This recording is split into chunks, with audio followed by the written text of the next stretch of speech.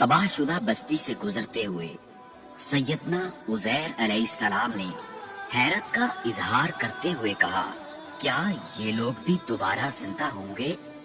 तब अल्लाह ताला ने सैयदना उज़ैर अलैहिस्सलाम और उनके गधे की अरवाह को कब्ज कर लिया, फिर 100 साल बाद दोबारा जिंदा कर दिया। सैयदना ईसा अलैहिस्सलाम के मोजज़े से कई मुर्दे जिंदा हुए।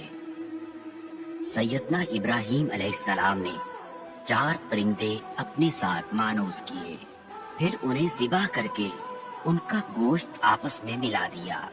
इस गोश्त को 4 हिस्सों में तकसीम करके 4 मुख्तलिफ पहाड़ों पर रख दिया। फिर अल्लाह के हुक्म से आवाज दी तो वो चारों परिंदे जिंदा होकर आप अलैहिस्सलाम के पास पहुंच गए।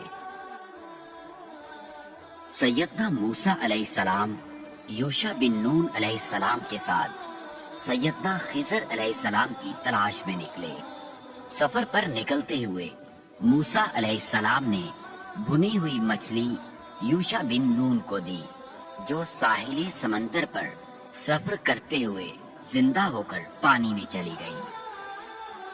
एक उम्मत के हजारों लोगों ने अल्लाह की नाफरमानी की और वो लोग वबा या दुश्मन के खौफ से घरों से भाग निकले।